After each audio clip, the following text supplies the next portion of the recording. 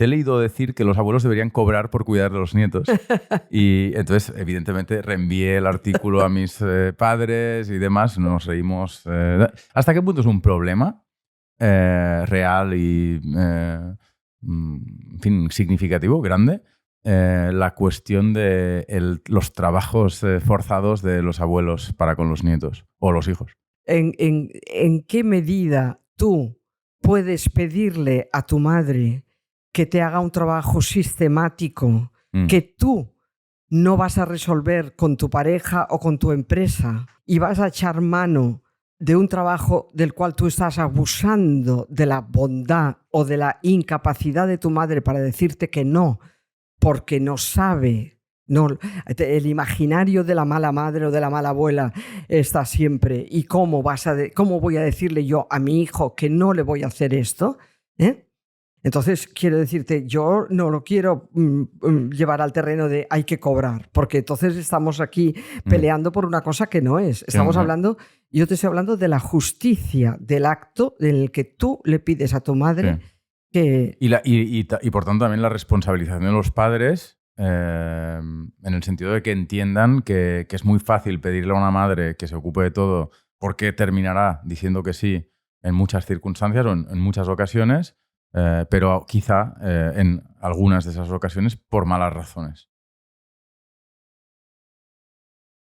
Ana, tu tesis doctoral se titula Autopercepción del proceso de envejecimiento en la mujer entre 50 y 60 años. Primera pregunta, y es una pregunta muy amplia, por tanto podemos ir despacio. ¿Cómo envejecen las mujeres, entre muchas comillas, realmente, de acuerdo con la biología y la sociología, y también en términos de percepción social y de autopercepción?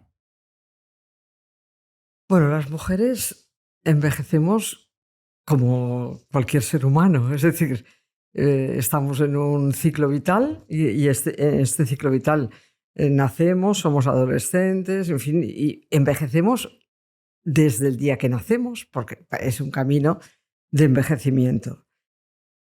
En el caso de las mujeres, la vejez tiene muchas connotaciones, ¿no? Tiene muchas connotaciones de tipo social.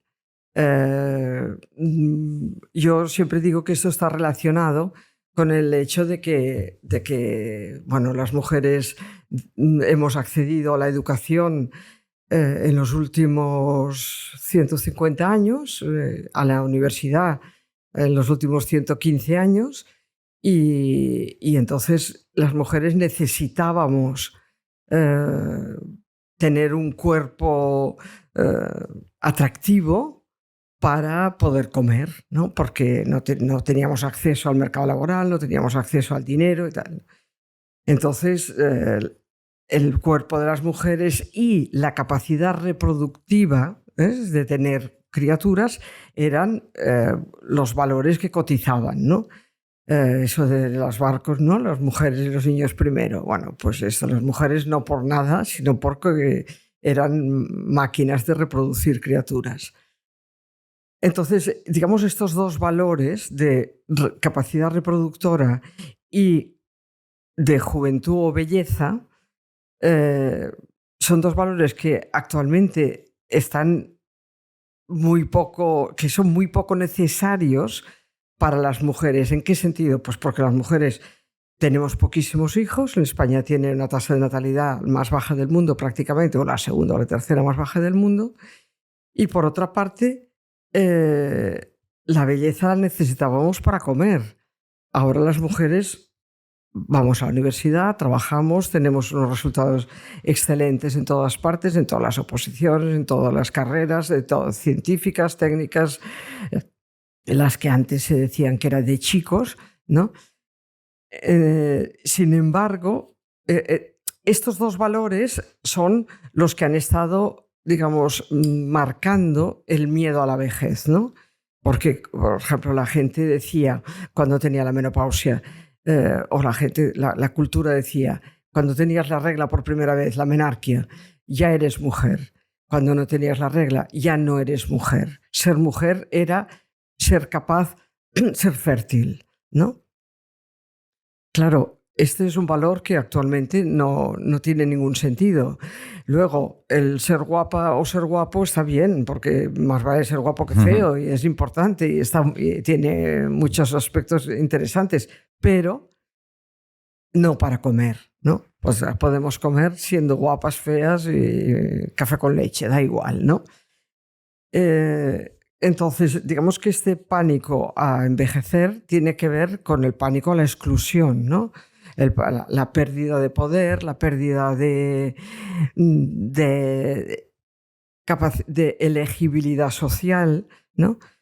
Es decir, hay una serie de elementos que están perjudicando la buena vida de las mujeres a todas las edades, porque realmente, pues si nos acercamos a la mediana edad, si nos acercamos a la menopausia, que digamos sería el principio de la etapa del envejecimiento, bueno, pues que claro, tú piensas que cuando estamos ahora, ¿no?, en la mitad de la vida, de los 50 años, nos quedan 40 por delante, o sea, nos queda una vida entera.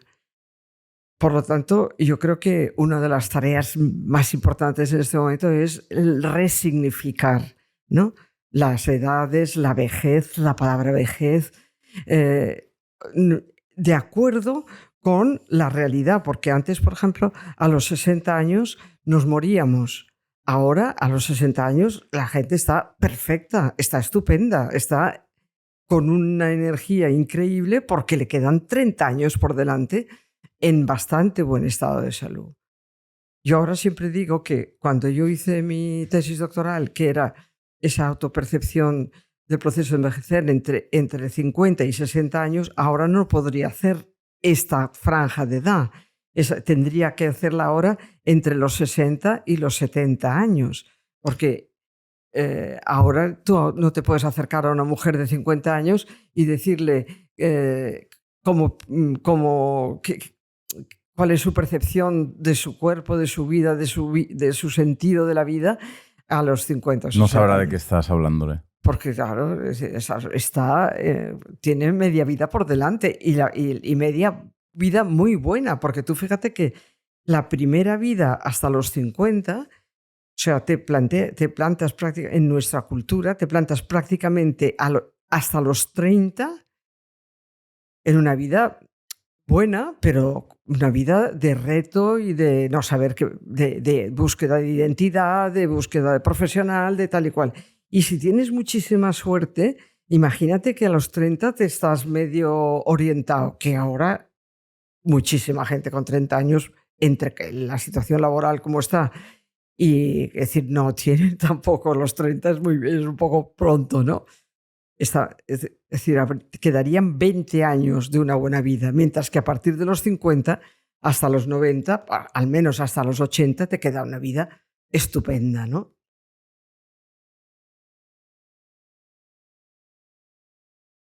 Entonces, yo creo que todo el proceso de autopercepción del envejecer hay que trasladarlo 10 años más adelante y tener en consideración que, claro, las mujeres ahora envejecen en una sociedad en la que tienen educación, tienen cultura, han accedido al mercado laboral, conocen o tienen la fuerza que le ha dado el feminismo en cuanto a derechos, a identidad, etcétera, etcétera. Tienen dinero propio. Tener dinero propio es tener salud y tener poder y tener un mayor equilibrio en las relaciones de pareja. Un mayor nivel de felicidad en términos familiares, porque una familia donde hay 2 ingresos no es lo mismo que en una familia que hay un ingreso en términos de bienestar, pero en términos de relación sobre todo, ¿no? Porque claro, es decir, tener que pedir todos los días para lo que sea es una situación de sometimiento y de humillación insoportable, ¿no? Entonces, en ese sentido, yo creo que las condiciones, primero, por una parte, todo lo que se deriva del pensamiento feminista y después todos los cambios sociales que el feminismo ha propiciado y la historia, ¿no? Y luego el hecho de la longevidad, o sea, y el acceso de las mujeres al mercado laboral, al trabajo, a la cultura, a la política, al poder. Claro, esto es una resignificación absoluta, ¿no? Y por ejemplo, en el término de nuestro país, que es el que yo más conozco, también conozco mucho América Latina, pero bueno, es decir, en este país, pues el hecho de la mucha menor presión del dogma católico o es decir, el dominio, o sea, en una sociedad donde hay pluralidad de partidos, donde hay pluralidad de opciones y de identidades de muchos tipos, ¿no? En ese sentido, yo creo que las mujeres, pues, aunque sea solo por el hecho de haberse librado de esta, por una parte, la opresión patriarcal del dinero y del poder y del conocimiento, ¿no? O sea, es decir, antes ellos eran los únicos que tenían carreras, estudiaban y tal y cual, ¿no? Y tenían dinero. Ahora ellas son muy potentes en muchos ámbitos, incluso no solamente intelectuales y culturales, sino sexuales y vitales, ¿no? Entonces esto supone una transformación tan potente que tendríamos que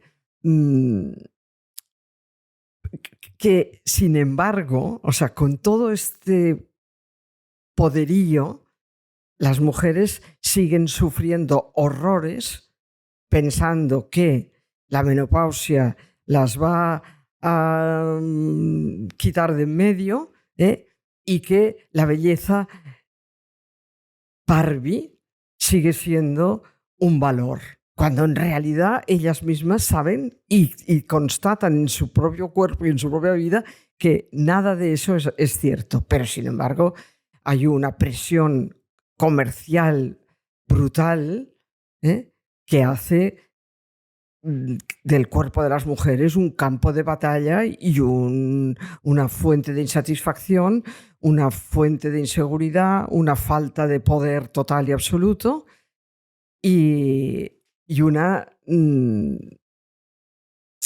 o sea, que todo este poder que hemos dicho antes, ¿no? Que se deriva de la cultura, del éxito en la carrera, de su buen hacer profesional, de sus tal, queda siempre mermado por voy a tener un sofoco, por si tengo las tetas más así o más asano. O sea, es una cosa realmente un poco sorprendente. Sería justo decir que las mujeres que hoy tienen en España al menos 60, 70, pero quizá no 80 años, constituyen la primera generación de mujeres que se corresponde en términos de descripción sociológica a lo que has estado explicando, es decir, que es la primera generación que tiene, por el franquismo, ¿no? Educación, cultura, en mayor o menor medida, evidentemente, pero educación, cultura, dinero, trabajo, integración de los valores feministas, mayor felicidad familiar, menor peso del dogma católico. Es justo decir que el auge de posiciones como la tuya de alguna manera representa sencillamente la llegada para quedarse de... Me has dicho de 60 a 80, no. Igual las de 80 entiendo que hacen bisagra, ¿no? Porque, sí. O sea, yo creo que todo esto es gracias a las mujeres, a la generación que hoy tiene de 75 a 90. Vale, esa generación es la esa que... ha sido la generación pionera, la generación de las mujeres que realmente nos batimos el cobre en las manifestaciones, en todo eso. En esta generación, digamos, el porcentaje de mujeres que pudimos acceder a la universidad o todo esto es menor que en las que tú estás diciendo de 60 a 70, ¿no? ¿Entiendes? Vale. Pero sí es cierto que digamos que las mujeres que hoy tienen de 70 para arriba, para menos, o sea, 70, 60, 50, realmente son plenamente esta generación. En aumento cuanto más jóvenes son. Claro. ¿no? Porque no todas, estamos también hablando de una parte de la sociedad, porque nuestro país es un país muy plural en el que hay muchos niveles y el acceso no ha sido masivo. Ahora sí, pero en estas edades no. Entiendo. Claro, la gracia, bueno, no sé si es una gracia, pero algo interesante por supuesto, de tu libro, pero de la historia humana y generacional que estás explicando o contando, es que, por un lado, tienes una evolución, un cambio objetivo en las condiciones de vida y en las capacidades culturales, educativas, financieras, etcétera, de las mujeres, y al mismo tiempo todo este peso de la percepción social discriminatoria y de la autopercepción a veces negativa, ¿no? De la sociedad para con las mujeres y de las mujeres para consigo mismas. Y que es un poquito el problema que atraviesa tu libro, Yo Vieja, en el que prácticamente se está haciendo terapia cognitivo-conductual continuamente para decir, bueno, o sea, hemos de resignificarlo todo, ¿no? Las palabras, los discursos, etcétera, etcétera. No sé si lo explico muy bien, pero sí. me interesa esta tensión entre el optimismo y, digamos, la crítica. Tu libro está plagado de crítica y al mismo tiempo de empoderamiento. Entonces, ¿dónde recomiendas a las mujeres que se sitúen, ¿no? Entre esa conciencia de la discriminación, a veces incluso el reconocimiento de la condición de víctima y al mismo tiempo, ¿no? En fin, la construcción de un espacio para la acción y para el cambio? ¿Me explico? Bueno, sí, eso, digamos, es sorprendente, ¿no? Lo que pasa es que todo esto está atravesado por el enorme negocio. Es decir, es que me has comentado muchas cosas. Bueno, Sí, te voy a comentar las Perdona. que se me ocurran y las que no me vuelves a decir. Te he dicho antes, el cuerpo de las mujeres es un campo de batalla. El cuerpo de las mujeres, que te he dicho que era valorado por que necesitábamos comer y buscarnos un buen partido, ahora los buenos partidos no existen. Ahora ellas son buenos partidos muchas veces en sí mismas, por su trabajo, por su capacidad para ganar dinero, por su buen hacer, sobre todo por su buen hacer, ¿no? Entonces, tú preguntas a una niña de 4 años o de 6 que no le gusta de su cuerpo y ya lo sabe. Ya sabe que le parece que es peluda o que le parece que es gordita o que tiene, yo qué sé, las piernas no sé cómo, ¿no? Entonces, claro, esto es muy... y esto sigue. Empiezan a los 4, en la adolescencia unas crisis enormes que se evidencian, por ejemplo, en situaciones en la adolescencia, en los institutos, ¿no? Cuando las chicas sufren horrores cuando van a resolver un problema a la pizarra. ¿Por qué? Pues porque están en esas clases de donde las hormonas van como fieras, ¿no? Y entonces están ellas asustadas pensando si se les nota que tienen la regla o si el sujetador no sé qué. Quiere decir, y mientras los machirulos están ahí sentados... quiero decirte que el cuerpo de las mujeres es un elemento de gran inseguridad, ¿no?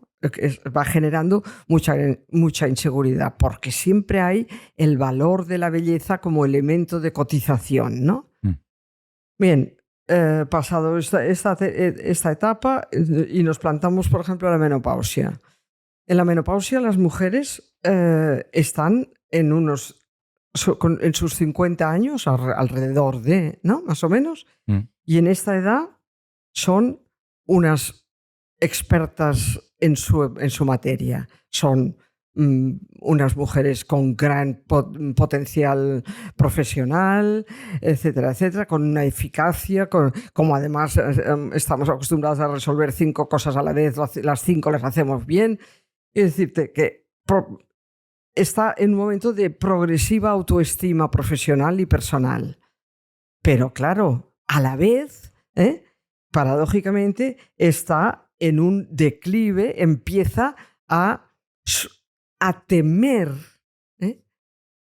la exclusión sexual, afectiva y social que se produce en el cuerpo, en un cuerpo que envejece exactamente igual que el de ellos. Ellos tienen su variación hormonal también en los 50 y nosotras también.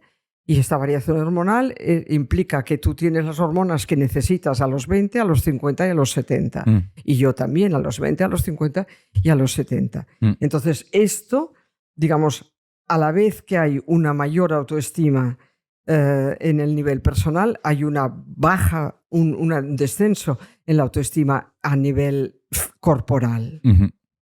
Esto es un discurso propiciado por el capital, por el capitalismo, por el negocio. ¿Crees ¿no? que ahí se genera una necesidad o no, una inseguridad que luego empresas pueden transformar en servicios, en cremas, en productos, en operaciones, en todo tipo de cosas? Claro, es decir, si tú haces entrar en pánico a una población de mujeres, esa población de mujeres buscará la manera de evitar eso. Tú fíjate, en la revisión que acabo Me gusta mucho esta expresión, Me gusta mucho esta expresión. La idea de generar pánico en una población es exactamente lo que hacen la mayoría de industrias que son capaces de...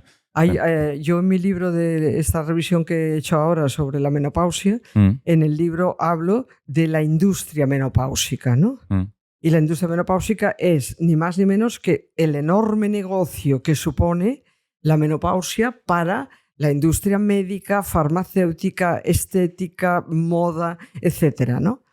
De manera que, por ejemplo, el otro día he visto un anuncio que dice: ¿quieres reducir la barriga menopáusica? ¿Qué características tiene una barriga menopáusica? Exacto, necesitamos saber. Es diferente lo que es. de una... ¿Qué es? No. Yo nunca la había visto, pero tú imagínate, ¿no? O sea, que decir, la capacidad, eso supongo que el que inventó el término barriga menopáusica debió ir corriendo a decir: mira lo que acabo de encontrar y esto va a ser una fuente de eso, ¿no? Entonces, en esta especie de círculo, por ejemplo, cuando el tema del envejecer, ¿no? Del pánico al envejecer. O sea, en los años 50 del siglo XX, Susan Sontag decía: en nuestra cultura, mientras los hombres maduran, las mujeres envejecen. Ella señalaba que es un doble código que permite a los hombres una mayor visibilidad social, sexual, afectiva, política, cultural, en todos los ámbitos de la vida, que a las mujeres se le roba o se le quita mucho antes. Yo tengo trabajos hechos sobre la publicidad, sobre imágenes de hombres y mujeres en edad laboral de los 16 a los 65 años en anuncios en la televisión, ¿no? Y en estos trabajos, que coincide con otros trabajos, además los resultados maravillosamente me coinciden con muchos resultados de estudios en Estados Unidos, donde a las mujeres, las chicas, aparecen de manera significativa hasta los 35 años y ellos... Y a partir de los 35 años aparecen, pero desaparecen, ¿no? Y ellos hasta los 50, ¿no? Es decir, esos 15 años de mayor visibilidad. Si tú te miras, por ejemplo, en los telediarios y todo esto, o sea, las mujeres que aparecen, sí tienen más de 45, ya las ponen que parecen Barbies, ¿no? Con una cosa como muy patética. no hay una naturalidad, no se puede ser mayor mostrando todos los aditamentos de la edad, las arrugas, las canas, el cuerpo de 60 a los 60, ¿no? Entonces, detrás de todo esto hay un enorme negocio que quería señalar que en esta revisión que he hecho de la menopausia he encontrado un diccionario árabe que ha sustituido la entrada menopausia por la entrada la edad de la renovación. Entonces, ellos han hecho un trabajo con personas, mujeres y con personas del mundo sanitario y han querido introducir un término que suponga algo positivo, que implique, que muestre lo positivo, que ya también en los años 50 del siglo pasado, Margaret Mead había señalado. Decía, me estoy refiriendo al poderío de las mujeres en los 50, ¿no? Margaret Mead hablaba de la brillante energía y la creatividad de las mujeres posmenopáusicas, ¿no? Es decir, entonces, hay como una perversidad, ¿no? Que impide que las mujeres, cuando mejor se pueden sentir, porque tienen un dominio, porque sus criaturas ya las han tenido, han crecido, porque ya sabe a juego que juega con su pareja, si tiene pareja y si no tiene pareja, sabe perfectamente lo que quiere. Es decir, cuando está en un momento álgido, dice, sí, pero nadie te va a querer, ¿no?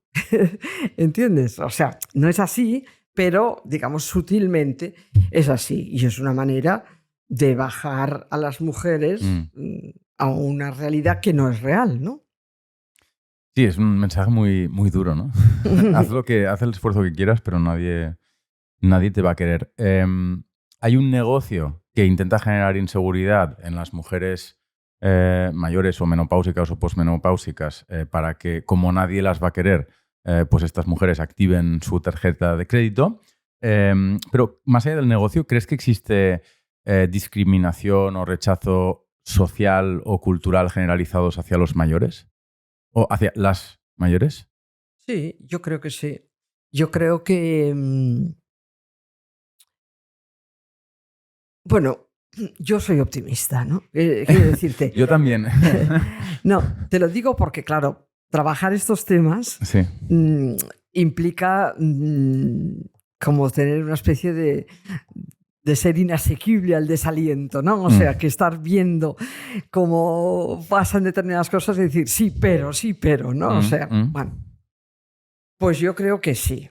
O sea, vale. Evidentemente... Empecemos por el sí, antes del pero. Vale, sí que hay, sí. Sí que hay una discriminación, que hay como un rechazo que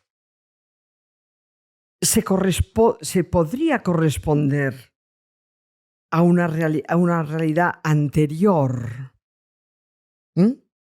no a una realidad actual o una realidad que va siendo cada vez más real en la actualidad, ¿no? Digamos que yo creo que hoy todavía convive en nuestro país una vejez un poco desanimante, ¿no? Es decir, una vejez que, bueno, pues que ha tenido muchas limitaciones, que ha tenido mucha pobreza, que ha tenido que ha tenido muchas carencias, ¿no? Pero que convive también con una vejez que, incluso teniendo estas carencias, ha sabido otear que hay otro mundo y plantearse otras cosas, ¿no? De ahí, pues yo pienso mucho en la importancia de las intergeneracionalidades, ¿no? O sea, de las relaciones intergeneracionales. Pero claro, aquí hay que cambiar cosas, ¿no? Cosas, por ejemplo, en las propias mujeres y hombres mayores, ¿no? Yo en mi libro, una de las cosas que planteo es, bueno, la sociedad nos hace una serie de cosas porque somos viejas o somos viejos, pero nosotras también a veces hacemos cosas de viejas y de viejos, ¿no? Y entonces, quiere decir que producen rechazo, ¿no? Entonces... ¿Cómo cuál? ¿Qué sé? Pues eso de llegar al autobús y empezar a dar golpecitos para llegar la primera o de, vale. no sé, cosas que son molestas, que son de viejas o de viejos y que son molestas. Pero también, o sea, de la misma manera que yo pretendo ser una vieja digna y exijo que me trates con dignidad, también yo me comporto dignamente. ¿Comprendes? Y entonces, digamos que tengo que... Y ahí entra, por ejemplo, un tema que me interesa mucho, que tiene que ver con el lenguaje, ¿no? El lenguaje con el que nos dirigimos a las personas mayores es un lenguaje que esto ya está muy dicho, el tema infantilizante, vale. Pero yo quiero ir más allá. Yo quiero que tú me consideres a mí una interlocutora interesante y me hagas preguntas interesantes. No que me digas, ¿has comido? ¿Qué has comido hoy? ¿Has dormido bien? O sea, con un tono y un lenguaje que desprecia mi mente, ¿no? Porque yo puedo tener 77 años que tengo ahora o 87 que pienso tener dentro de 10 años si estoy, ¿no? Y quiero que me preguntes qué pienso sobre los Balcanes, ¿no? ¿Comprendes? Y qué pienso sobre Puigdemont o sobre lo que sea. No si la sopita estaba fría o caliente. Es decir, de que, bueno, puede ser que yo luego te diga, oye, por cierto, la sopita no estaba para comer. Pero bueno, eso es otro tema. ¿Entiendes? O sea, es que transformar la idea de vejez es transformar la idea de una vejez interesante. Porque el rechazo a la vejez tiene que ver con la idea de que los viejos y las viejas no somos gente interesante. No tenemos nada interesante que te puedas interesar a ti, ¿no? Porque tú sabes mucho, porque tú eres joven y tal, y entonces los viejos no. Al mismo tiempo, pero bueno, también te estaba dando tiempo para beber, o sea que si quieres retomar el discurso lo haces, pero al mismo tiempo también hay muchos jóvenes que se interesan por los mayores por diferentes motivos, por razones de índole familiar, histórica, porque también existe la percepción de que los mayores tienen una forma de sabiduría asentada en más años de vida que los que tienen los propios jóvenes.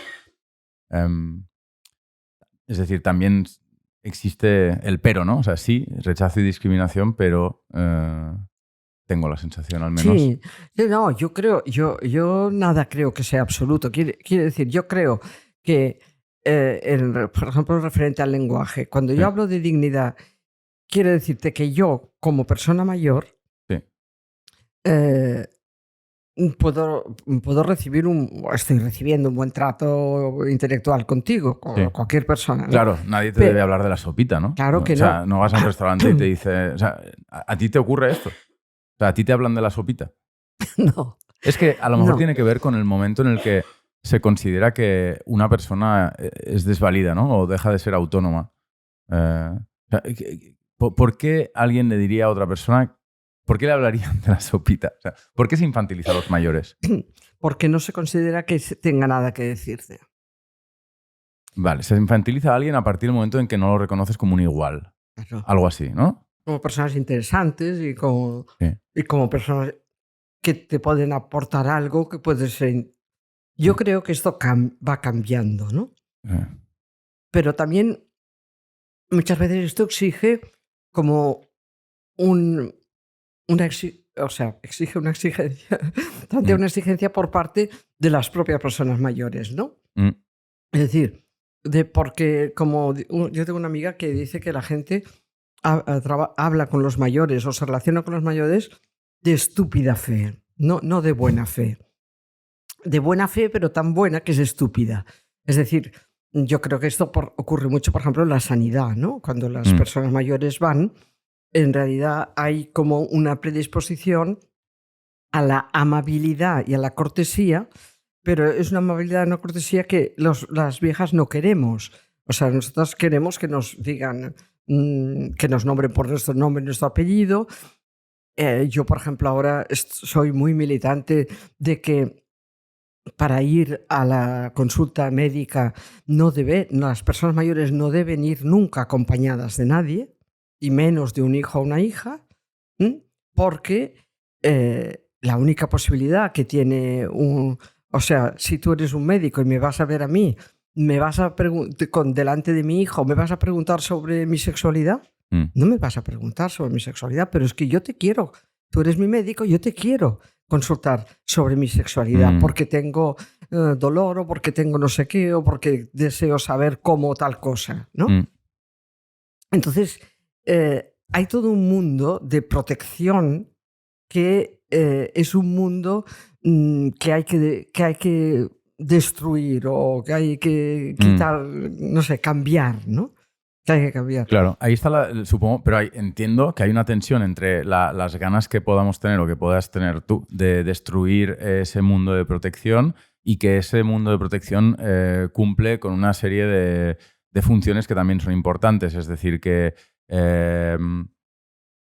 se entiende que muchas veces los hijos empiezan a acompañar a los mayores en el momento en que los mayores a lo mejor han olvidado cuál era el orden de las pastillas, ¿no? Estas cosas habituales. Ahora, a lo mejor estoy hablando de mayores, o sea, de gente que tiene muchos años y que un día ya empieza a no recordar cosas. Pero este ejemplo me viene a la cabeza, pero entiendo que hay muchos otros, ¿no? Entonces, ¿cómo aseguras que la sociedad se responsabiliza y cuida de los viejos y las viejas, igual que tiene que cuidar en fin, de todos, sin caer en ese infantilismo? Claro. Ahí hay una línea fina difícil de dibujar. Claro, es que es una línea que exige atención, que exige mirada. Es decir, tú puedes ayudar a tus padres antes de que lo necesiten, inutilizándolos, sí. O tú puedes arriesgarte a que tus padres hagan y se equivoquen y se olviden de lo que sea, y a partir de ahí ofrecer las ayudas ajustadas a las necesidades. Yo, como vieja digna, pido lo que necesito, tú, como hijo digno, que tratas de... No das más que lo que necesito. Entonces, una gran parte de la problemática que hoy hay con el cuidado está también en esa fina línea que tú estás señalando de cuándo, ¿no? Esa fina línea, cuándo, pero no antes. Siempre cuándo, pero no antes, ¿no? Y esto me parece a mí súper importante. Hay otra cuestión que me parecía interesante subrayar, que es el tema de la socialización de los mayores, pero que vale para, en mi opinión, cualquier grupo, en fin, cualquier individuo. Al respecto de cuándo los mayores empiezan a parecer poco interesantes a los jóvenes, digamos, si me incluyo dentro de los jóvenes, que pronto ya dejaré de estarlo definitivamente. Creo que... no sé muy bien por qué motivos sociológicos, o sea, tampoco voy a improvisar las razones sociológicas por las que esto ocurre, pero hay mayores que desconectan del mundo y socializan de manera muy... en fin, en el seno de su propio grupo. Estoy buscando una palabra que no me viene ahora a la cabeza.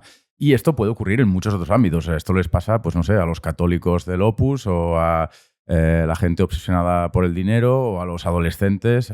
Hay momentos en la vida de determinados individuos y de los grupos en los que esos grupos, esas personas, pierden la capacidad a hablar con los demás porque dejan de interesarse en realidad por los demás y por el mundo.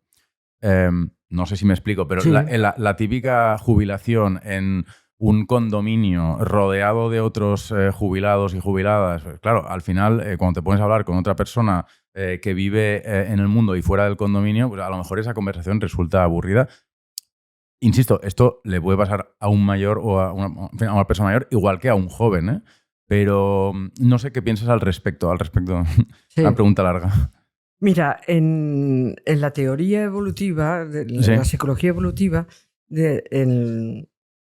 clásica, se ha considerado que en la vejez las personas podían seguir dos caminos, ¿no? Uno, una vejez metida en lo que se entendía la teoría de la actividad, vejeces de personas que se mantienen activas. Sobre esto tenemos que hablar porque tiene sus cosas, ¿no? Su actividad. Y luego otra que es una teoría que se llamaba de la desimplicación social. Entonces, esta teoría dice, bueno, hay un momento determinado en que las personas se desinteresan por el mundo en la medida también en que el mundo se desinteresa por ellos. Y por lo tanto, digamos, entran dentro de sí en un mundo en el que mantienen unas rutinas prácticamente sin interacción social ni familiar ni nada, ¿no? Yo creo que hay de todo. La desimplicación social también se suele producir en personas que o no han estado muy implicadas o su mundo ha desaparecido porque, yo qué sé, pues imagínate, yo pienso muchas veces en familias de inmigrantes, ¿no? Que vienen para acá, los hijos se adaptan bien, los padres a medias y los abuelos se encuentran empezando porque hay un abecedario que no comprenden y un idioma y un sistema de dinero. Quiero decir, ayer cogí un taxi y el taxista me estaba hablando de que su padre ha venido de Argentina y lleva aquí 30 años y dice que no quiere saber nada de nada y está metido en casa, ¿no? Quiero decirte que la desimplicación social puede ser por muchos motivos, pero en gente que no le ha pasado nada, pues a veces son personas que no se han socializado en eso. En eso suele ser más masculino que femenino, ¿vale? Porque la socialización de los niños es como seres para los otros y las niñas y las mujeres se relacionan, mantienen vínculos, lo cual también les permite vivir más años, y los hombres, al no ser socializados como seres, sino como seres para sí, entonces tienen más dificultades. Por ejemplo, Betty Friedan, que la que escribió La mística de la feminidad, ya de mayor escribió un libro muy interesante que se llama La fuente de la edad, y en este libro Betty Friedan, ahí tiene un capítulo que dice ¿por qué las mujeres viven más que los hombres? Y ella dice, bueno, yo lo he mirado todas las teorías y yo me quedo con la idea de que las mujeres viven más que los hombres porque las mujeres crean vínculos de intimidad con otras mujeres. Mientras que los hombres, esto lo explica ella en los años finales de los 80, ¿no? O sea, que decir, yo soy, como te he dicho, optimista y creo que los chicos están cambiando y están entrando viendo las ventajas de los vínculos y de la comunicación y de la intimidad, ¿no? Entonces ella dice, bueno, esto explicaría, por ejemplo, el hecho de que la tasa de suicidios de hombres mayores es 3 veces tres hombres por una mujer, ¿no? Y ellas, pues, digamos, por imperativos de socialización, no porque lo lleven en ningún gen, sino porque desde pequeñas son socializadas para mantener las relaciones, ¿no? Esta es la teoría de la desimplicación. La teoría de la actividad dice, bueno, para envejecer bien hay que mantenerse activo. Esto es un arma de doble filo. Es decir, mantenerse activo está muy bien, pero ¿qué significa mantenerse activo? Tú fíjate que de aquí se ha derivado todas las teorías del envejecimiento activo que han tenido mucho vigor. Sí. Yo soy un poco canalla, ¿no? O sea, entonces digo, vale, ¿qué ha pasado? Como en el fondo los viejos y las viejas no interesan la teoría del envejecimiento activo en una persona que no piensa, que tiene pereza mental para saber lo que es, ¿no? Dice, envejecimiento activo es todas las viejas y viejas triscando por los montes y haciendo viajes y viendo cosas y tal y cual. Bueno, esto es una solución fácil para quien realmente no quiere resignificar la vejez, sino su comodidad de decir, bueno, a estos los pongo a hacer gomets y a hacer chorradas y tal, y todos triscando por ahí. Y quien no trisca, quien prefiere un envejecimiento de paseos, contemplativo, de leer el periódico y tal, y estar al tanto de los, conversar y tal y cual. Este no es un buen envejecer. Ese no es un activo, no es un considerado activo. Hay una sola actividad. Hay una normatividad de la actividad. Exacto. De la vejez Entonces, activa.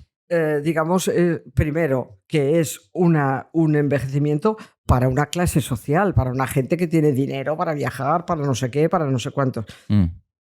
Y excluye una vejez que además a mí me parece extraordinariamente interesante, porque el momento en el que tú te planteas en la mediana edad, a los 50 o así, es decir, haces un balance de tu vida, en este momento es donde tú dices, bueno, ¿de qué recursos dispongo? ¿Qué? Internos, externos, familiares, de comunidad, políticos, sociales, de entorno, de vecindad y todo esto. ¿Y qué voy a aportar yo aquí? ¿Qué puedo aportar? ¿O qué me va a aportar la sociedad que yo pueda, ¿no? disfrutar? Ahora te comentaré otra cosa. Y este balance requiere tiempo, requiere silencio. No puedes estar triscando por los montes todo el tiempo. Necesitas un tiempo para evaluar qué cosas llevas en la espalda que te están haciendo polvo, ¿no? ¿Qué relaciones llevas que necesitas cambiar como sea? Porque estas relaciones, como mujer que has sido tal, y llevas arrastrando un montón de inútiles que te están haciendo polvo, ¿no?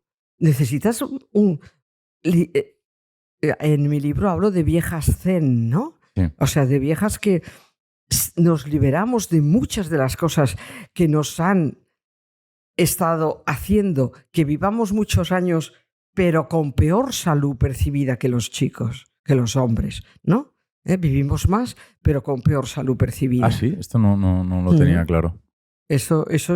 Bueno, los libros de Carmen Valls te lo explican estupendamente. Es decir, porque ¿qué pasa? Las mujeres tenemos más enfermedades crónicas, llegamos a la vejez viviendo más años, pero con muchas más enfermedades. La Organización Mundial de la Salud dice, ¿por qué ¿por qué enferman las viejas? Y las viejas enferman por falta de poder, por falta de dinero, por falta de horas de sueño, por falta de tiempo libre, por falta de escucha. Es decir, todo lo que no tienen, enferman por su vida, la vida que llevan, no por el cuerpo que tienen. O sea, enferman por la vida. Si a esto le añades la violencia intrafamiliar, el haber sido siempre el parachoques para que todo vaya bien, pues claro, o sea, las mujeres llegan al centro de salud y le dicen a su médica o a su médico, ay, no puedo más, me duele todo, ¿no? Y realmente lo que les duele es la vida que llevan, ¿no? Entonces... Vale, perdona, te he interrumpido. Sigue. Sí. No, entonces, volviendo a lo de la teoría de la actividad, ¿vale? Sí. La actividad interior, la actividad de balance, la actividad de replanteamiento de qué vida voy a llevar, qué vieja voy a ser, o qué viejo, ¿no? Porque lo mío vale para chicos y para chicas, ¿no? Sí. Es decir, qué viejo voy a ser implica qué voy a tomar, qué voy a dejar, porque no puedo arrastrar con todo. Hay cosas que voy a tener que dejar, ¿no? Cosas que además las he tomado, pero que no eran mías. Eran de la comunidad, pero como nadie las hacía, las he cogido yo. Entonces, ha habido, yo en este sentido, pues yo frente a la teoría de la actividad, planteo una teoría de una vejez confortable, ¿no? De una vejez tranquila, confortable, en la que combino, por supuesto, actividad física, ejercicio y tal, pero también un arreglo interior, ¿no? Un disfrute de todo aquello que me hace feliz o que me produce, claro. ¿no? Una actividad no como no como huida hacia adelante, ¿no? O como alejamiento de ti misma. De uno mismo, exacto. Sino al contrario, ¿no?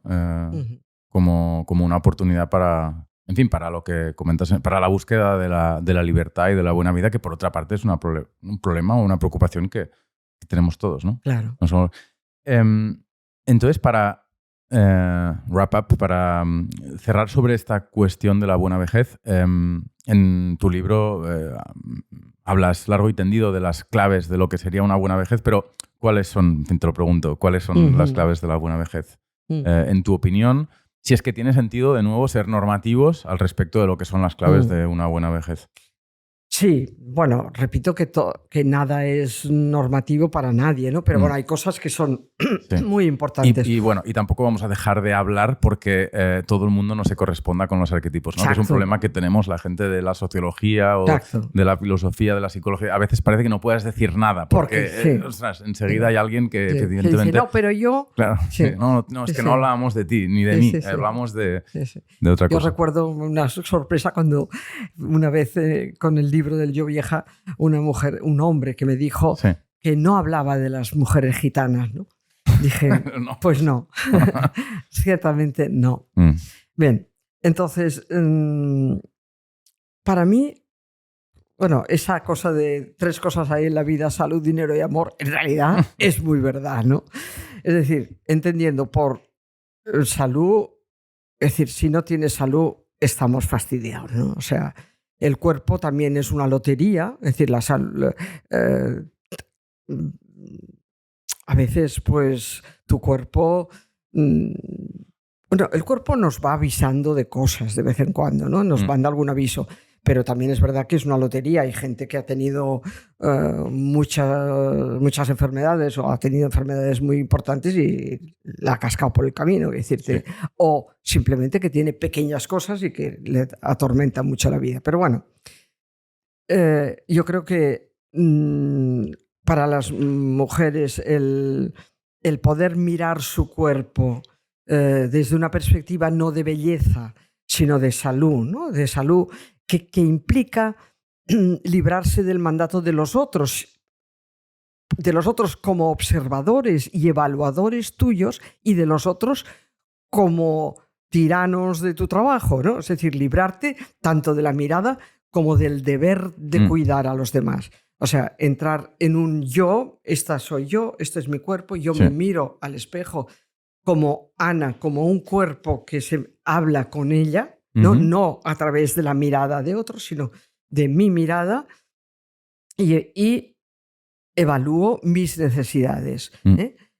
Me cuido, no me obsesiono, pero me cuido, pienso, me alimento bien, gasto en comer, en comprarme las cosas buenas para mí como no he hecho nunca. Es decir, hago una serie de aspectos que tienen que ver con mi salud y el dinero. O sea, ser pobre y vieja es un mal plan.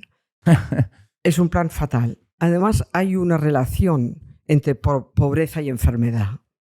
Claro. Es decir, yo creo que en nuestro país hemos dicho que las generaciones que ahora tienen 60 años, bueno, son mujeres que cuando se jubilen, en un porcentaje bastante alto van a tener pensiones, unas pensiones más o menos suficientes, pero todavía hay una población bastante importante en nuestro país que va a ser residual, pero que por ahora es importante, de mujeres que no tienen pensión propia o tienen pensiones muy poco importantes, ¿no? Muy pequeñas.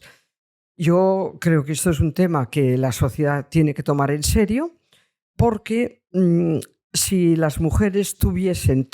las mujeres tuviesen, por el hecho de ser viejas, por el hecho de tener 65 años, una pensión no inferior al salario mínimo, el sistema de salud se resentiría positivamente, habría mucha menos demanda, habría mucho menos consumo de medicación y, evidentemente, sería una transformación de las necesidades de una manera muy importante.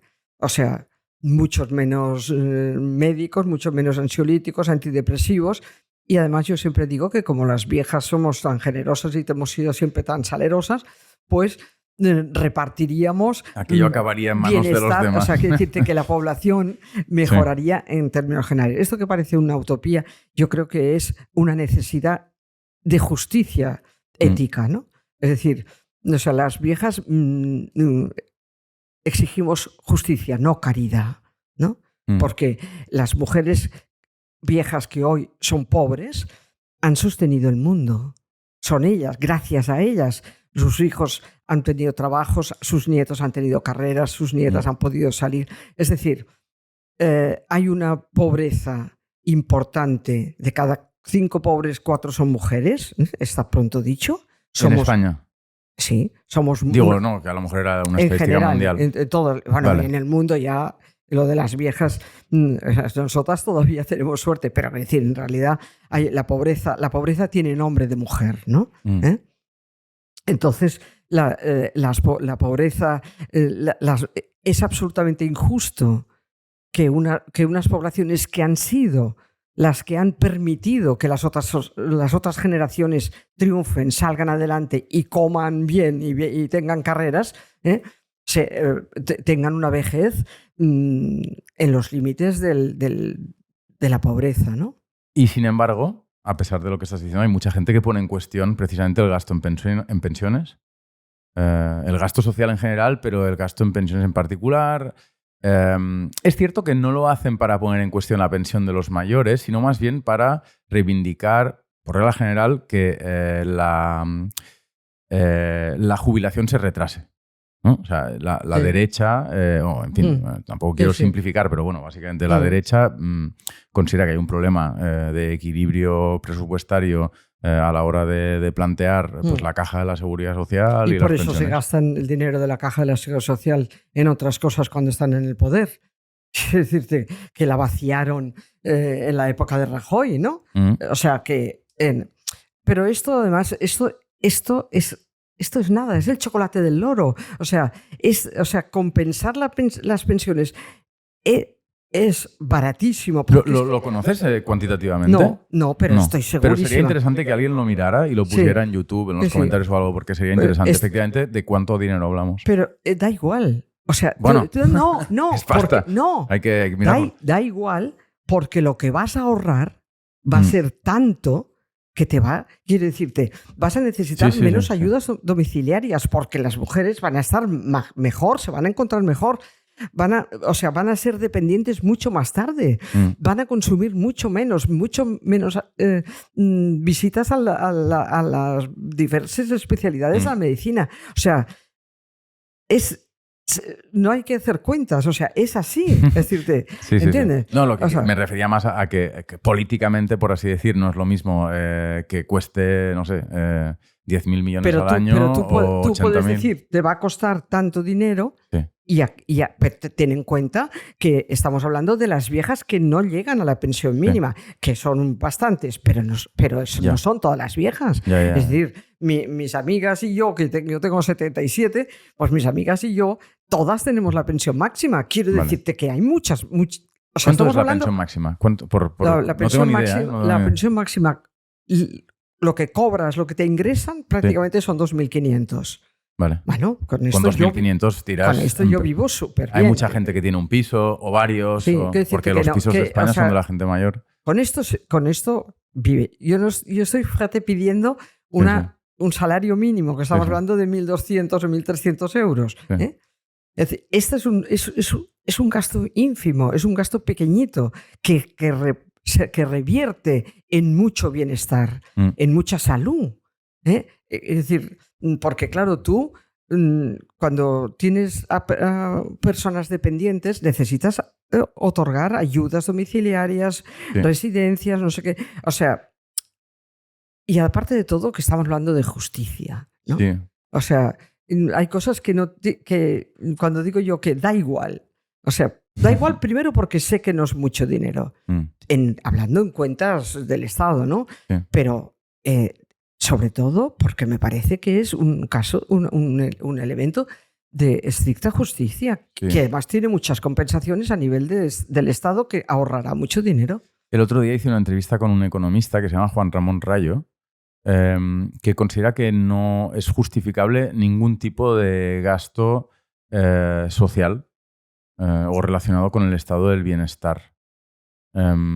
Ninguno, quiero decir, ni la pensión mínima de estas mujeres, ni la tuya, Ni la suya. Ni la suya, supongo. Él todavía no está retirado, pero vamos, ninguno, quiero decir, ninguno. No sé si... Y entonces, cuando dejas de trabajar, ¿de qué comes? Se entiende, no sé si lo llegamos a tratar en la entrevista, pero él en su libro explica o propone un sistema de garantías individuales, sociales voluntarias y sociales obligatorias que básicamente conducen a la responsabilización financiera de los individuos. Es decir, a la transformación de los impuestos que va pagando cada individuo a lo largo de su vida activa en ahorro personal. Al final lo que hace el Estado es ahorrar por nosotros y después volvernos a dar el dinero cómo y cuándo y en la cantidad en que al Estado, que es que se puede hablar de el Estado, le parece oportuno, ¿no? En fin, esa es la teoría socialdemócrata habitual. Pero él considera que eso no es eficiente, no es justo. De hecho, él considera, considera que es ineficiente, pero sobre todo que es injusto. Que es injusto y que no debería funcionar así. Porque los que han tenido más suerte han podido ahorrar más y serán viejos más ricos, y los que han tenido menos suerte serán más pobres. No sí. lo sé, no. Es una justicia. Es un concepto de justicia. Es una justicia, sí. Que no comparto.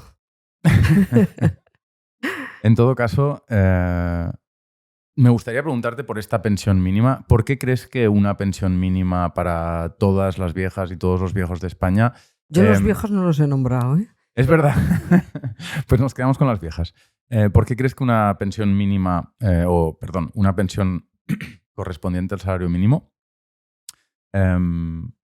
sería no ya justa, eso ha quedado claro, sino eficiente? ¿Por qué esa pensión ayudaría a esas mujeres a gastar o recurrir menos a los servicios del Estado y en fin, a ser menos dependientes?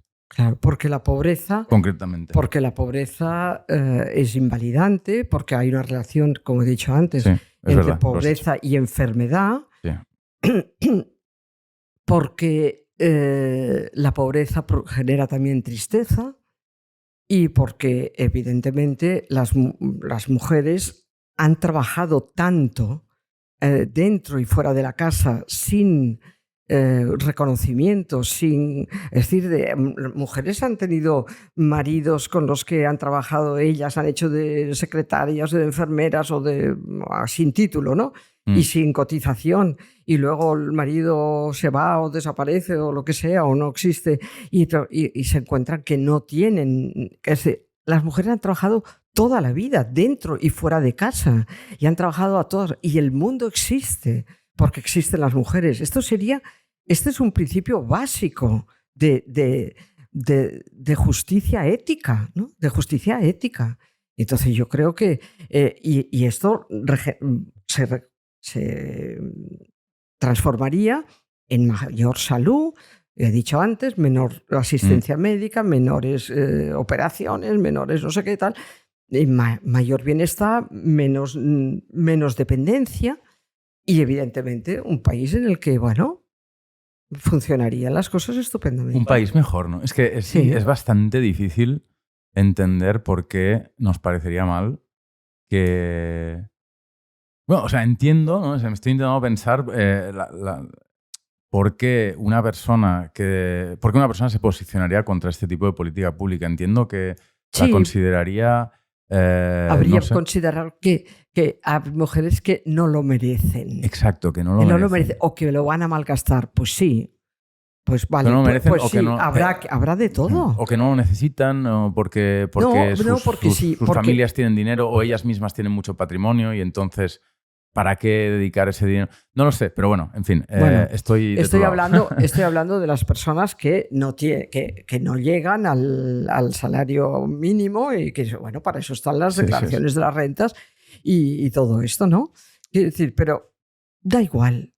Sí, habrá mujeres que lo harán fatal, que se gastarán. ¿Y qué?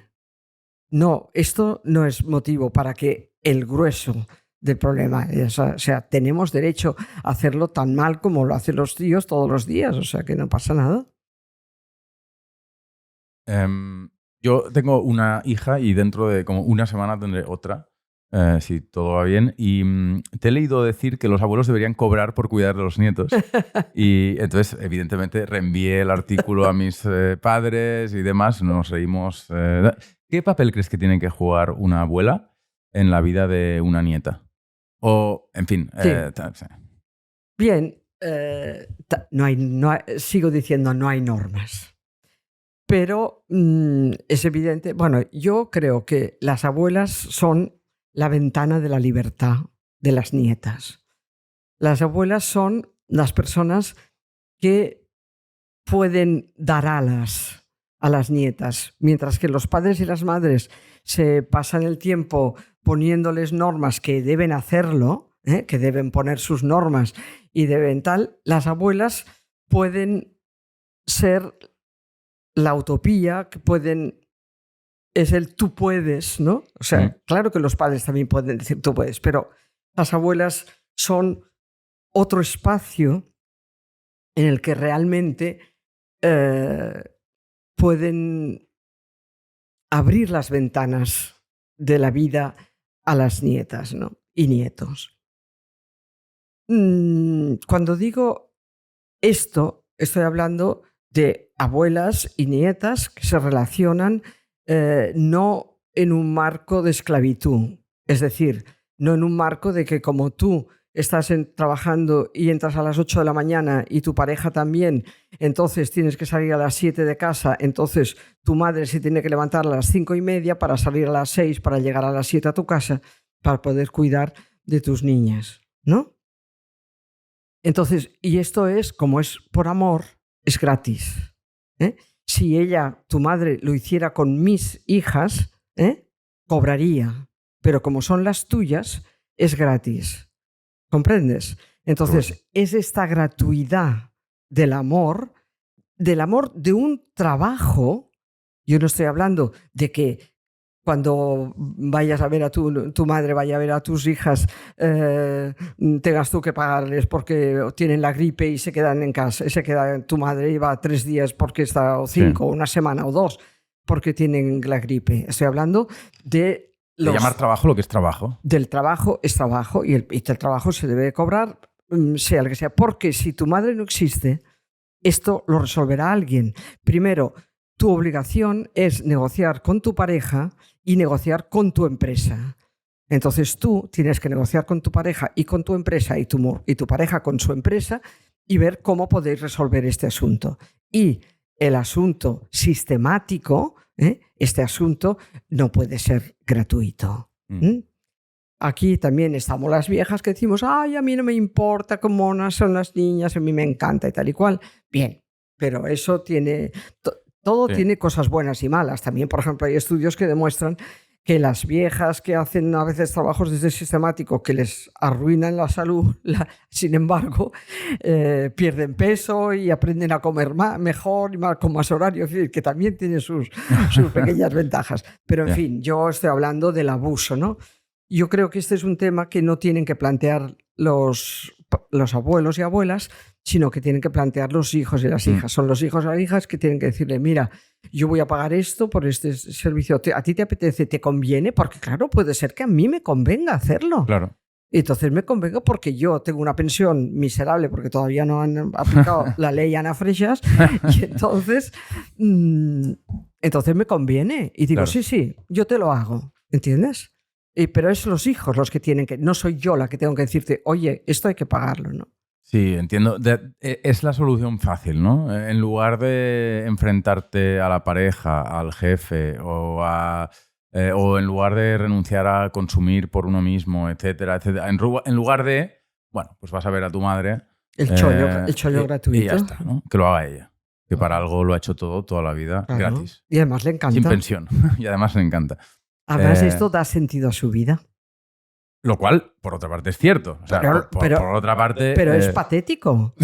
No, porque uno de los asuntos... No tiene por qué ser exclusivo. Esa fuente de significado no tiene por qué ser exclusiva. Puede haber muchas otras, ¿no? Pero cuando es sistemática, prácticamente excluye todos los demás significados. Vale. Y no hemos tocado este tema, pero el aspecto más importante del envejecer bien es otorgar significado a tu vida.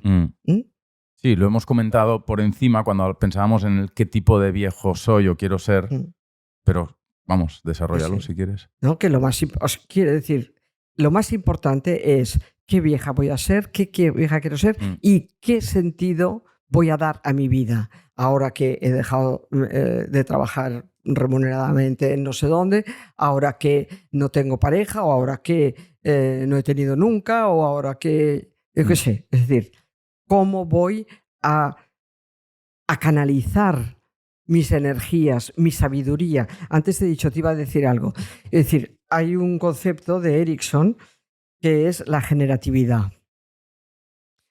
Erickson dice, en la mediana edad, las personas somos generativas. Es decir, damos a la sociedad lo que la sociedad nos ha dado. Y por lo tanto, creamos como una comunidad de bienes, una comunidad de saberes y transmitimos nuestros saberes a las jóvenes generaciones, ¿no? Entonces, en este dar sentido a la vida, es decir, puede ser que yo, para mí sea, pues atender a las chicas y los chicos que de las universidades diversas me llaman para que opine sobre su trabajo, no sé qué. Esto es un trabajo mío que yo entiendo por generatividad o participar en la comunidad de vecinos o el no sé qué sobre.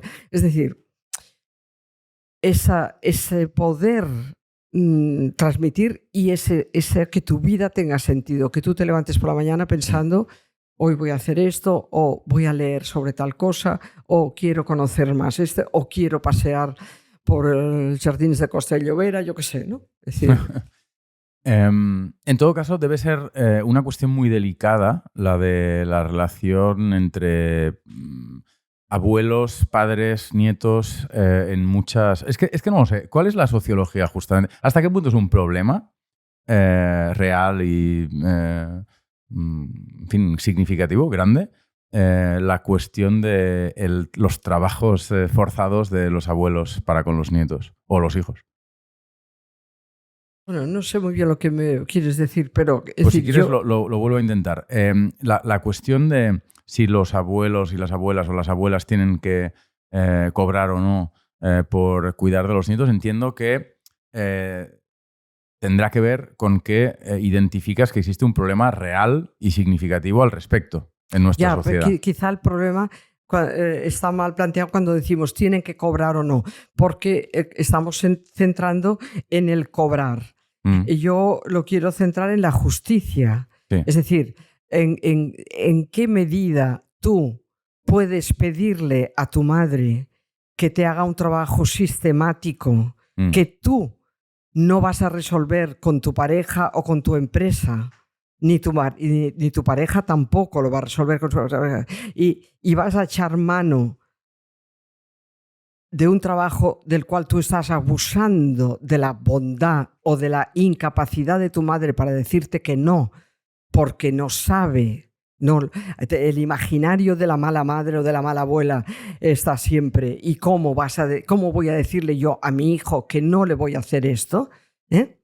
Entonces, quiero decirte, yo no lo quiero llevar al terreno de hay que cobrar, porque entonces estamos aquí peleando por una cosa que no es. Estamos hablando, yo te estoy hablando de la justicia del acto en el que tú le pides a tu madre que... Y por tanto también la responsabilización de los padres... en el sentido de que entiendan que es muy fácil pedirle a una madre que se ocupe de todo porque terminará diciendo que sí en muchas circunstancias o en muchas ocasiones, pero quizá en algunas de esas ocasiones por malas razones, por culpabilidad, por deformación profesional. Claro, no pueden decirlo. O sea, yo tengo una amiga psiquiatra en Granada que una señora le dijo, dígale a mi hija que yo no puedo cuidar de sus hijos. porque estoy malita, ¿no? O sea, ella no encontraba, y como esta, 100.000, ¿no? Entonces, para mí el dilema está en los hijos, no en las abuelas ni en los nietos. Sino, es decirte, la relación abuelas-nietos-hijos es necesaria, es estupenda, es enriquecedora, te he dicho, es la ventana para esta gente, porque son las que pueden tener incluso comunicaciones que con los padres no se tienen, ¿no? Pero estoy hablando yo de un abuso sistemático, ¿no? Porque tú lo tienes que resolver con tu pareja. Las abuelas que cuidan están impidiendo que los hijos resuelvan, negocien. Estamos retrasando una generación la solución de este problema, ¿no? La familia como la vejez es también un concepto que está en plena resignificación y transformación. Total. ¿Qué es para ti la familia? ¿La mía o la en general? Tú sabrás. Bueno, yo tengo una familia muy pequeñita, tengo un hijo y mi pareja murió hace 3 años y bueno, he tenido la suerte de, por azar, vivir los 2 últimos años después de la muerte de mi marido con él en Córdoba, 2 años. Con el hijo, entiendo. Con mi hijo. Y nos hemos conocido de adulto a adulto y nos hemos gustado mucho como adultos. Y bueno, eso ha sido un regalo que me ha hecho la historia. Pero yo creo que, bueno, es una familia muy pequeñita que la tengo que cuidar en el sentido de que, bueno, desde nuestra libertad, él tiene su familia, yo tengo mi vida y nos cuidamos desde cada uno en su casa y con la República Independiente, ¿no? Yo creo que la familia en este momento es algo que, como tú has dicho, es hiper cambiante. Familia, ¿qué es? Somos tú, yo y el perro. Quiero decirte que hay muchas familias. Muchas familias son lo mejor y lo peor que tiene una persona. Para las niñas y las mujeres, para muchas mujeres la familia es la fuente de su pobreza, la muerte, la violación, el maltrato, el abuso. En nombre del amor, las mujeres hacen lo que no debería, cuidan a quienes se pueden cuidar. Entonces yo creo que para muchas mujeres la familia, y sin embargo, es lo único que tienen. Es decir, están atrapadas en un sitio del que no pueden salir, ¿no?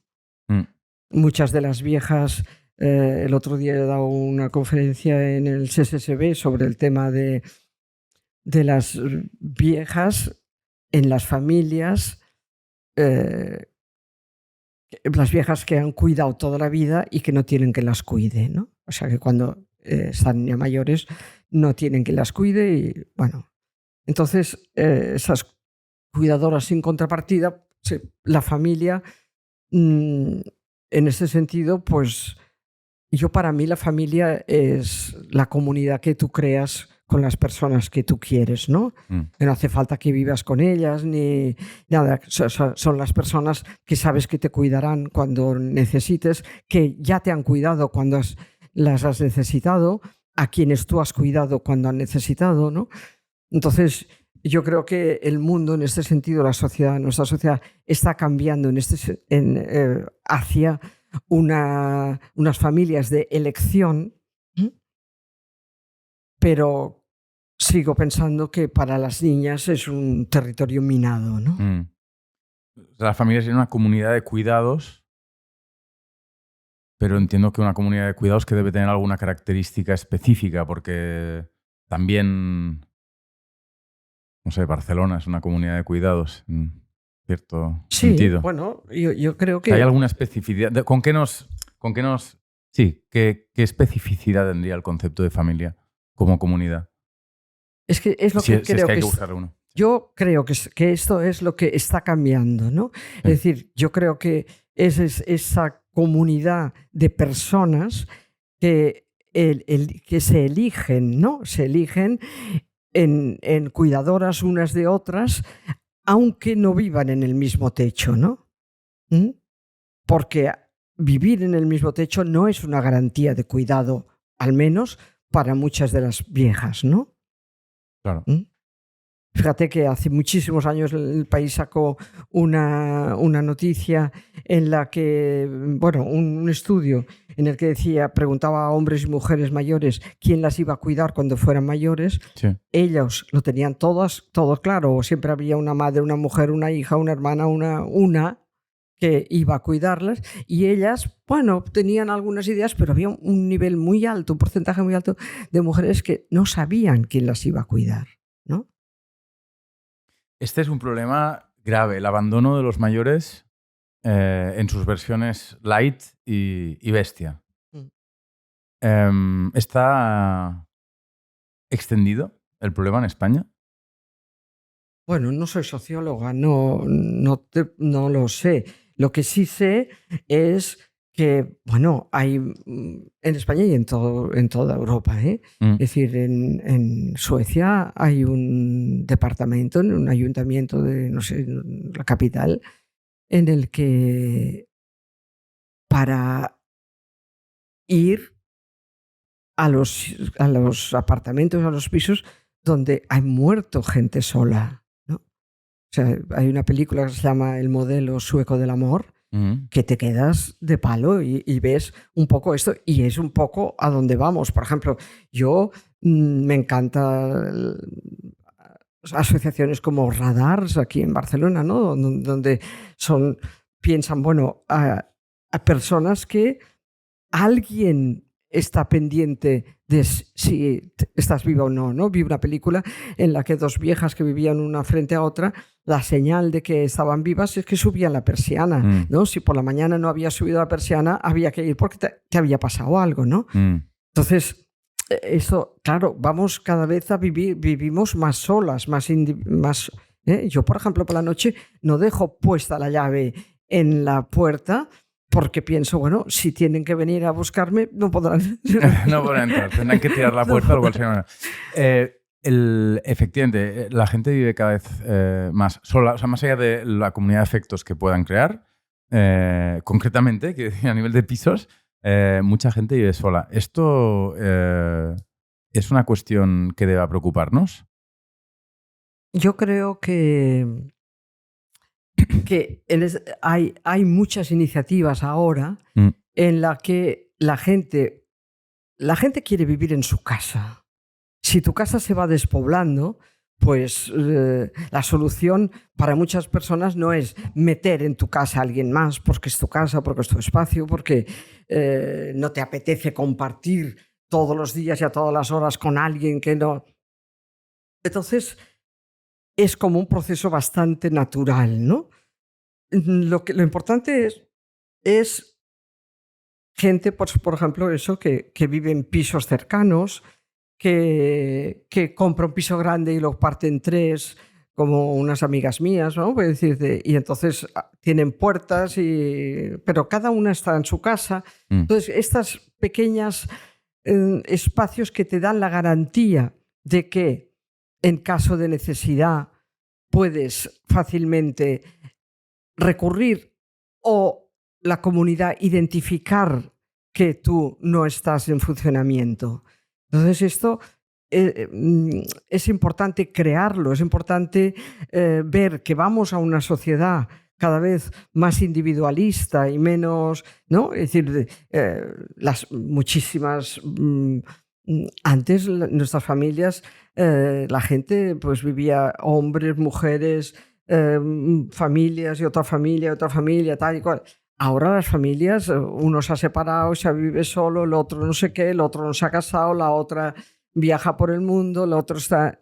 Quiere decirte que la familia latina mediterránea sigue en el concepto de la familia allí, ¿no? Pero la realidad, o sea, hay como una disociación cognitiva, ¿no?, entre lo que entendemos por familia, el imaginario de la familia, y la realidad, ¿no? La realidad que cada vez son menos miembros en la familia, porque la gente tiene muy pocos hijos o no tiene hijos, y entonces se va constituyendo por unidades muy pequeñitas, ¿no? Lo importante es cómo cohesionar estas unidades pequeñitas de manera que los cuidados puedan recibirse, ¿no? Mm. ¿Crees que es, cambio de tema, es posible que los jóvenes y los viejos se entiendan? ¿Se entiendan, para empezar, en términos de pura comprensión mutua y empatía? ¿Es posible desde la juventud entender lo que es la vejez o desde la vejez recordar lo que es la juventud? Bueno, la sociedad no lo facilita, ¿no? La sociedad no facilita mucho esta comunicación. Mm, Pienso que hay ciertos intentos y mm, ciertos ambientes en los que es posible, pero en esto también soy optimista. Creo que al haber más personas mayores interesantes que comunican, que pueden hablar, mm, también hay más gente joven que las tiene cercanas y no sé, creo que esto es una de las grandes tareas pendientes y necesarias y muy útiles, porque claro, tú piensas que los mayores, o sea, la primera generación, padres, hijos, padre e hijo, esta generación tiene unas obligaciones de, de educación o de, ¿no? Y las generaciones más separadas, ¿no? Gente joven, gente mayor, digamos, la comunicación va por otros canales, no va por el canal de la educación. Incluso es más fácil a veces pedirle una cosa, de que te explique una cosa que tú no entiendes, uno que tiene 50 años menos que tú, el vecino de 20 años, oye, ¿tú me podrías resolver eso? Es decir, se puede crear una comunidad de bienes, incluso materiales, ¿no? O sea, porque yo te puedo pagar este trabajito que me has hecho y es una propinita que tienes tú que te permite el fin de semana pasártelo mejor. No sé, es decir, hay fuentes que no son solo la transmisión del conocimiento o de la conversación, hay alianzas que se pueden crear, ¿no? Pero a ver cómo se propician, ¿no? Mm. ¿Qué crees que los jóvenes deberíamos... o sea, ¿qué le dirías a los jóvenes respecto a lo que es la vejez? ¿Cómo? Sí. Bueno, yo creo Si es que hay algo, si es que hay que hombre, buscar dramatizar, es que a lo mejor no hay que dramatizar y punto, ¿no? No, yo creo que la vejez es un estadio del ciclo vital, que de la misma manera que somos niños, adolescentes, adultos, tal, pues llega un momento que somos viejos y luego somos muy viejos.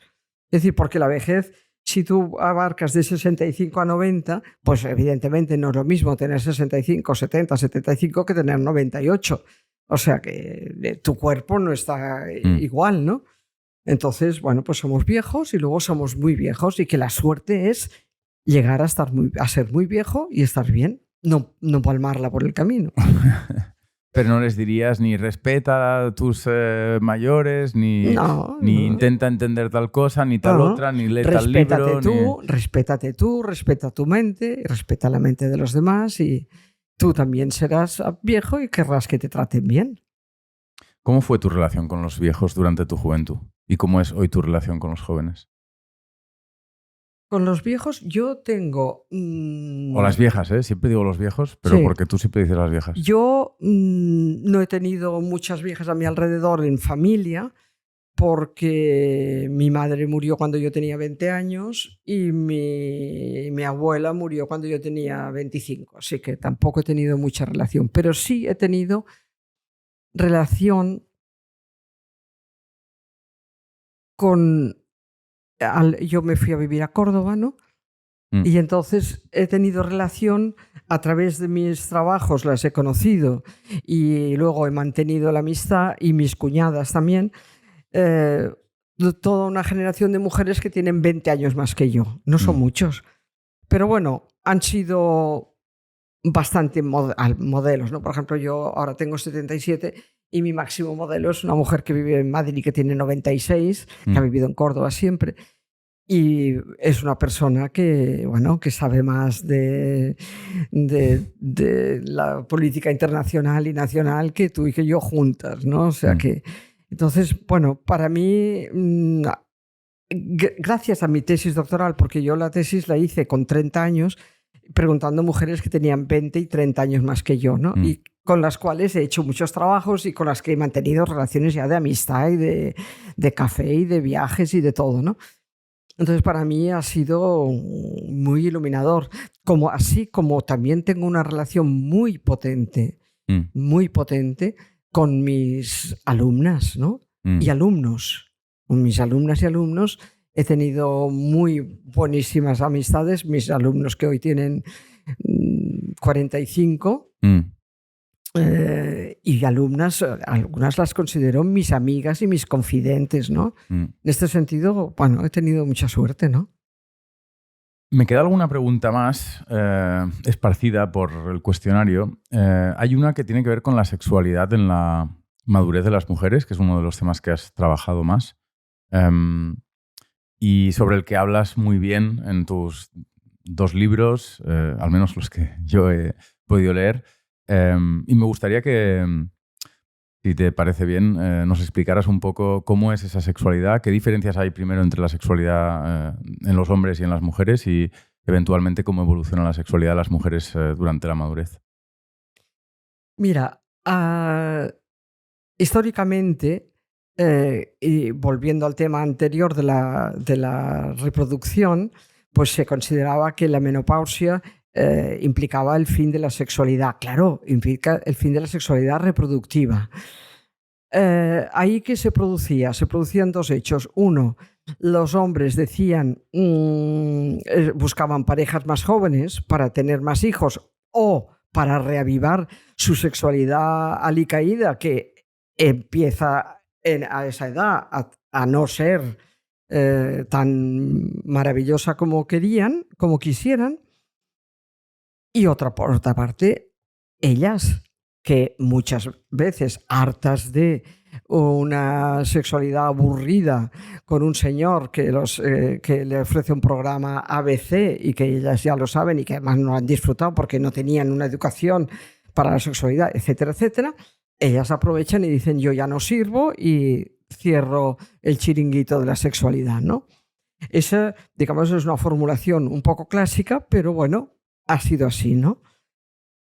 Bueno, después de la revolución sexual de los años 70 y tal, pues las mujeres que hoy somos viejas, somos las hijas del rock and roll y las que hemos tenido vidas sexuales bastante más agitadas y movidas que probablemente las chicas actuales. Más que nada porque en aquel momento no existía el SIDA, ¿no? El SIDA puso a la gente otra vez cada uno en su cama, pero mientras tanto nuestra vida era bastante alegre, ¿no? Entonces, las viejas de hoy, pues hemos sido viejas que hemos tenido una historia sexual y todas las milongas correspondientes a la no sexualidad, pues no nos las hemos creído. ¿Qué pasa? Pues cuando tú haces un estudio que he hecho yo en otro libro que se llama Sin reglas, que es solo exclusivamente sobre sexualidad posmenopáusica, ahí ves que las mujeres dicen, vale, pero nosotras hemos cambiado y ellos no, ¿no? Ellos siguen anclados en la imaginario de la sexualidad de los 20 años, del aquí te pillo, aquí te mato. Esa sexualidad no interesa a las mujeres ni tampoco es buena para los hombres. ¿En qué sentido? Pues en el sentido de que ellos, cuando no evolucionan hacia una sensualidad que es más conveniente para su propia sexualidad, que es también una sexualidad que interesa más a las mujeres, más sensualidad y tal. Lo que me queda claro en mis trabajos, lo importante para las mujeres es la calidad de la relación. Buen rollo, buen sexo. Mal rollo, mal sexo. Es decir, yo en una relación en que me siento maltratada, violentada, no tenida en cuenta, etcétera, etcétera, no esperes que mi sexualidad sea placentera y deseante. Pues no. Entonces, en realidad, es decir, la calidad de por ejemplo, cuando han intentado encontrar una pastilla, un Viagra para la sexualidad femenina, la misma Pfeiffer reconoció que era imposible porque la sexualidad de las mujeres estaba de cintura para arriba, no de cintura para abajo, no estrictamente de cintura para abajo, ¿no?